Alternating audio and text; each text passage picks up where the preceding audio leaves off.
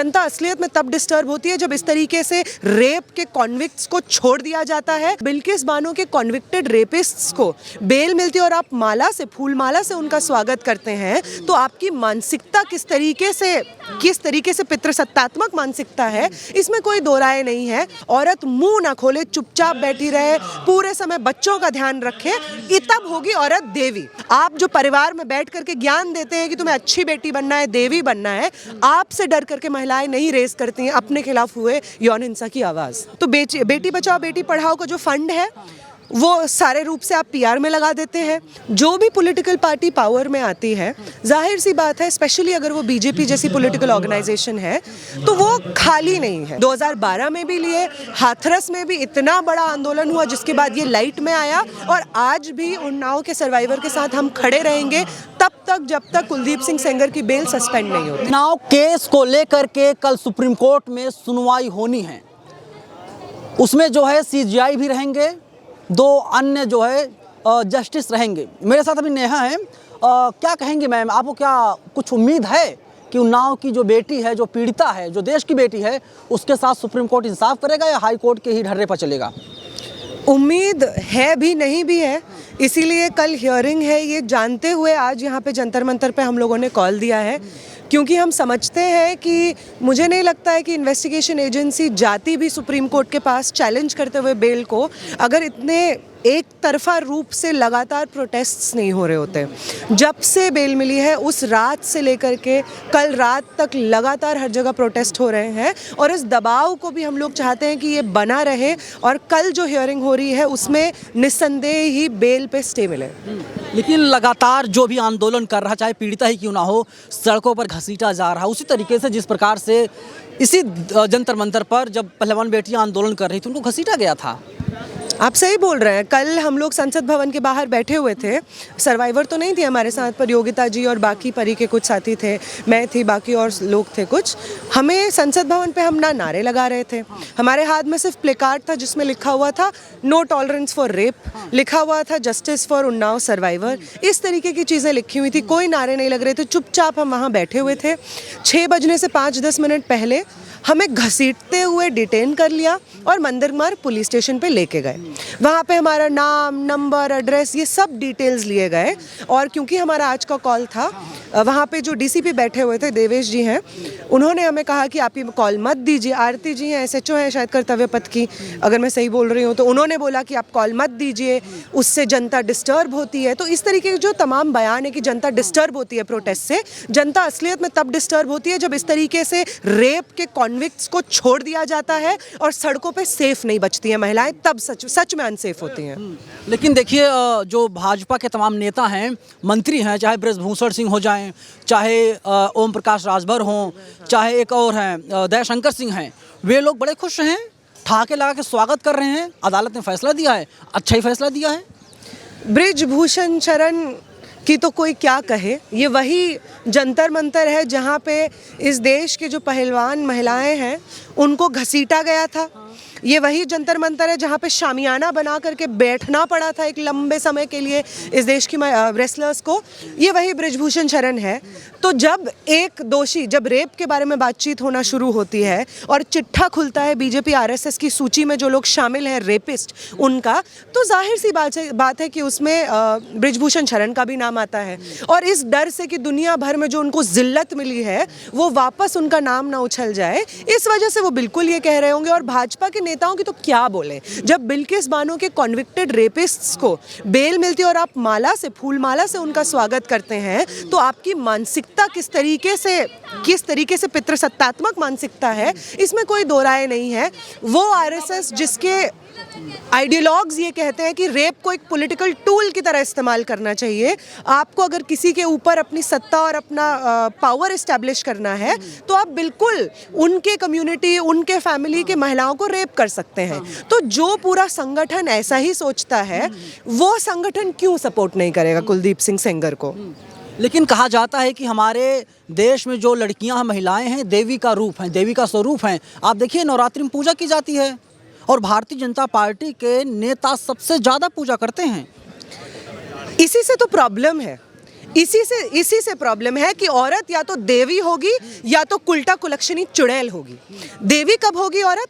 देवी औरत तब होगी जब वो समाज के जितने भी नियम कानून है उसके हिसाब से चले। औरत देवी तब होगी जब वो बड़ों के, अपने पति के पैर छुए, कुछ ना बोले, उसको चाहे उसका पति मारे, घर में कुछ भी उसके साथ हो, औरत मुंह ना खोले, चुपचाप बैठी रहे, पूरे समय बच्चों का ध्यान रखे, तब होगी औरत देवी।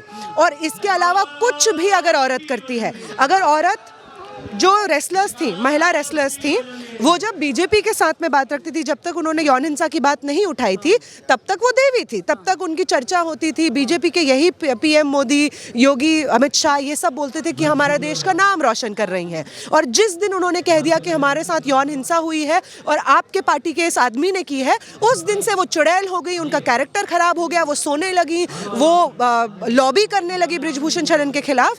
तो ये जो डाइकोटमी, ये जो पोलैरिटी है कि औरत या तो देवी होगी या तो चुड़ैल होगी, इससे प्रॉब्लम है। ना देवी है ना चुड़ैल है, इंसान है। जैसे मर्द इंसान होते हैं वैसे औरतें भी इंसान होती है। इस देश में रहने वाले तमाम ट्रांसजेंडर, नॉन बाइनरी सब लोग इंसान होते हैं। आपने इस देश में इस तरीके की पोलैरिटी क्रिएट की है जिसकी वजह से इस देश में महिलाएं बोल भी नहीं पाती हैं कि उनके साथ यौन हिंसा हुई है, क्योंकि उन्हें आपसे डर लगता है। आप जो परिवार में बैठ करके ज्ञान देते हैं कि तुम्हें अच्छी बेटी बनना है, देवी बनना है, आपसे डर करके महिलाएं नहीं रेस करती हैं अपने खिलाफ हुए यौन हिंसा की आवाज़। बेटी बचाओ बेटी पढ़ाओ की बात लगातार ये लोग करते हैं, महिला सम्मान की बात करते रहते हैं, महिलाओं को हम लोग आगे ले जा रहे हैं। मैं आपको गले लगा के आपके पीठ में छुरा भोंक दूं और कहूं कि मैं तो प्यार जता रही थी, इसका कोई मतलब नहीं होता है। बेटी बचाओ बेटी पढ़ाओ के नाम पे अगर उसके भी हम लोग डेप्थ में जाएं तो बेटी बचाओ बेटी पढ़ाओ का जो फंड है वो सारे रूप से आप पीआर में लगा देते हैं। बेटी पढ़ाओ की क्या बात करूं, मैं खुद एक स्टूडेंट हूं। जिस तरीके की स्कॉलरशिप्स महिलाओं को मिलती हैं अलग अलग राज्यों में, जिसमें केंद्र की सरकार का भी एक हिस्सा होता है, वो सब स्कॉलरशिप्स बंद हैं। आपने मानव बंद कर दिया है। जो स्टूडेंट्स को, पीएचडी स्टूडेंट्स को मिलता था माइनॉरिटी कम्युनिटी से आने वाले, सबको पता है कि महिलाओं को ही सबसे ज़्यादा दिक्कत होती है अपनी रिसर्च एजुकेशन परस्यू करने में। आपने वो स्लैश कर दिया है। आने वाले समय में आपने VBSA एक बिल लाया है जिसकी वजह से हम लोगों की फेलोशिप खतरे में आ गई है पूरी तरीके से और फीस बढ़ने जा रही है। तो आप बेटियों को पढ़ने नहीं देना चाहते हैं, बेटियों को आपसे बचने की ज़रूरत पड़ रही है। ये टैगलाइन अपने माथे पे लगा लेने से तो कुछ हो नहीं जाता है। आपको नहीं लगता कि ये न्यू नॉर्मल बन चुका है कि किसी का हिजाब खींच लेना, किसी के साथ बलात्कार हो जाए तो खुश होना, ठहाके लगाना, ये नया भारत है, 2014 के बाद का भारत है। आई थिंक स्वीकार करना चाहिए। एक्चुअली आप जो बात बोल रहे हैं वो बहुत डीप बात है। जो भी पॉलिटिकल पार्टी पावर में आती है, जाहिर सी बात है, स्पेशली अगर वो बीजेपी जैसी पॉलिटिकल ऑर्गेनाइजेशन है, तो वो खाली नहीं है। उसकी पूरी संरचना एक पॉलिटिकल आइडियोलॉजी के तहत हुई है। और जब ये पॉलिटिकल पार्टीज पावर में आती हैं तो वो देश की समझदारी, जो जिसको कॉमन सेंस कहते हैं, जनता की कॉमन सेंस को अपने पॉलिटिकल आइडियोलॉजी के हिसाब से मोल्ड करने लगते हैं। तो भाजपा की पॉलिटिकल आइडियोलॉजी क्या है? भाजपा की जो पेरेंट पार्टी है RSS, मैंने अभी बोला, उनके आइडियोलॉग्स तो अपनी किताबों में लिखते थे कि महिलाओं का रेप एक पॉलिटिकल टूल की तरह इस्तेमाल होना चाहिए। आप सामने वाले पे अपनी ताकत स्थापित करने के लिए उस सामने वाले से एसोसिएटेड जो महिलाएं हैं उनका रेप कर दीजिए, आपकी सत्ता उस पर स्थापित हो जाएगी। तो जिस पॉलिटिकल ऑर्गेनाइजेशन का यही समझदारी है, वो क्यों सोचेंगे कि महिलाओं का रेप करना बड़ी बात है? वो क्यों सोचेंगे कि रेपिस्टों को पनिशमेंट मिलना चाहिए?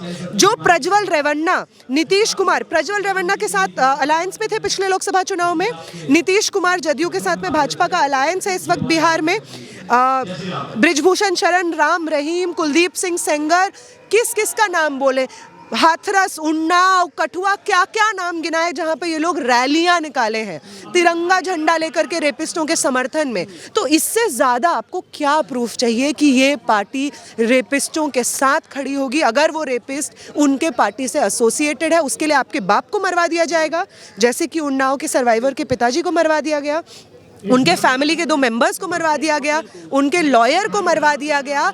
और वो जब उन्होंने सुना कि बेल मिल गई है अक्यूज को, कुलदीप सिंह सेंगर को, उन्होंने बोला आप मुझे जेल में डाल दीजिए, मैं वहाँ ज़्यादा सेफ महसूस करूँगी। ऐसे देश में जहाँ पे औरतों को जेल में रहना मंजूर है क्योंकि रेपिस्ट खुले घूम रहे हैं, वो देश क्या बताता है आप कैसे देश में रह रहे हैं, कैसे देश में बड़े हो रहे हैं, कैसे देश में बच्चे पाल रहे हैं? इसकी बात है। आप उम्मीद कर सकते हैं कि भाजपा की सरकार में महिलाओं को इंसाफ मिल सकता है, क्योंकि बहुत सीधी सी बात है कि जब केरल के एक युवा ने सुसाइड किया, उसने क्या कहा? उसने कहा कि मेरे साथ कुकर्म किया गया, मतलब लड़कों को भी नहीं छोड़ा जा रहा है और लड़कियों की दूर की बात। एकदम सही बात है। मतलब लड़कों के साथ रेप होना, लड़कों के साथ सेक्सुअल वायलेंस होना, इसको लेकर भी समाज में इतना टैबू है। कितने सारे लड़कों के साथ में बड़े होते हुए आगे जाकर के रेप होता है, उसके बारे में बात नहीं होगी। और इस तरीके की सरकार जिसको रेप के बारे में बात करना संस्कारों का विरोध करना लगता है, उसमें तो ऐसा कभी नहीं होगा। लेकिन जो आपने पूछा कि आपको लगता है कि भाजपा के शासन में क्या न्याय मिलेगा, तो सिर्फ भाजपा का शासन नहीं है, इतिहास गवाह है, हमारे समाज की रवायत है कि जब भी देश में संसद आवारा हुई है और इस तरीके की सरकार और उसके नेता रेपिस्टों का संरक्षण करने लगे हैं, तब जनता ने देश की सड़कों को आबाद करके अपने हक और अधिकार लिए हैं। 2012 में भी लिए, हाथरस में भी इतना बड़ा आंदोलन हुआ जिसके बाद ये लाइट में आया, और आज भी उन्नाव के सर्वाइवर के साथ हम खड़े रहेंगे तब तक जब तक कुलदीप सिंह सेंगर की बेल सस्पेंड नहीं होती। यहाँ मैंने बात किया था पीड़िता की माँ से, उन लोगों ने साफ कहा कि फांसी से कम कुछ मंजूर नहीं है। तो आप भी चाहती हैं, आपकी मांग भी यही है कि फांसी दे दी जाए कुलदीप सेंगर को? देखिए, हम कैपिटल पनिशमेंट से आप रेप का इशू सॉल्व कर सकते हैं, ये मैं नहीं मानती हूँ। इतने लंबे समय में इतने सारे, आप निर्भया वाले केस में देख लीजिए, उससे पहले के केसेस में देख लीजिए, जहाँ पे आप ये समझते हैं कि अगर आप रेपिस्टों को फांसी लगा देंगे तो उस शौक से या उस डर से समाज में रेप कल्चर खत्म हो जाएगा या महिलाओं के ऊपर हिंसा खत्म हो जाएगी, पर ऐसा होता नहीं है। ये सिर्फ ऐसी बात है कि आप अपना गुस्सा शांत करना चाहते हैं, खुद को सेशिएट करना चाहते हैं कि अरे देखो, हमारे समाज की जो कलेक्टिव बुराई है वो एक इंसान में सिंबलाइज है और उसको आप फांसी दे दीजिए तो समाज की बुराई खत्म हो जाएगी। ऐसा नहीं होता है। वो तमाम लोग जो इस वक्त कह रहे हैं कि कुलदीप सिंह सेंगर की बेल सही है, वो भी इस इकोसिस्टम का हिस्सा है। अगर आप एक कुलदीप सिंह सेंगर को फांसी दे देंगे तो ये जो 4-5 लोग आज खुले रूप से कह रहे हैं कि अरे नहीं, कुलदीप सिंह सेंगर के साथ अन्याय हुआ, उन्हें अब जस्टिस मिला है जब बेल मिल गई है, इन लोगों की मानसिकता नहीं बदल जाएगी। तो अगर आप चाहते हैं कि महिलाओं के साथ रेप होना बंद हो, ये रेप कल्चर खत्म हो, पितृसत्ता की बेड़ियां टूटें, तो आपको समाज बदलने के मुश्किल पर बहुत जरूरी काम को अपनाना पड़ेगा। टूट क्या है फांसी का, क्योंकि पीड़िता की मांग है ना। नहीं, सही बात है, पीड़िता की मांग बिल्कुल हो सकती है और वो अपने मांग के हर मांग में मतलब जस्टिफाइड है, लेकिन हम कैपिटल पनिशमेंट को एज अ सोल्यूशन नहीं मानते। इनफैक्ट कैपिटल पनिशमेंट का तो इस्तेमाल किया जाता है समाज में इस तरीके की हिंसा के खिलाफ जो आंदोलन बनता है, चेतना जगती है, उसको खत्म करने के लिए। आपको 2012 का अगर याद हो तो निर्भया का, तो यहीं पे इसी जंतर मंतर पे जो पीड़िता थी उनसे एसोसिएटेड लोग तो बैठे ही थे, लेकिन वो महिलाएं भी बैठी थी जिनका रेप 5 साल पहले, 6 साल, 7 साल पहले हुआ। इंडिया गेट पे वो महिलाएं आया करती थी। तो आपने निर्भया के दोषियों को फांसी दे दी और कहा कि अरे भाई जस्टिस सर्व हो गया। ये सच नहीं है। उन महिलाओं का क्या जो जंतर मंतर पे आके बैठती थी, उन महिलाओं का क्या जो इंडिया गेट पे आके बैठती थी। तो आप रेपिस्ट को फांसी दे करके समाज में जो ये चेतना जगती है कि हाँ, महिलाओं के खिलाफ हिंसा एक बहुत बड़े स्केल पे होती है, और ये कहना कि रेपिस्टों को आप लीनियंसी दिखा दीजिए भी इस पूरे कल्चर का हिस्सा है, आप इसको खत्म करते हैं। वो खत्म नहीं हो सकता है। ये एहसास कि हम सब इस सिस्टम का हिस्सा हैं, ये एहसास कि रेपिस्ट्स की जगह जेल में है, ये एहसास खत्म नहीं हो सकता है। चलिए, नेहा है और कल सुनवाई होगी सुप्रीम कोर्ट में, वो देखना होगा कि क्या कुछ होता है। चीफ जस्टिस ऑफ इंडिया क्या फैसला सुनाते हैं। कैमरा पर्सन अमित के साथ मैं नवीन कुमार, नंदनवाम से न्यूज़ दिल्ली।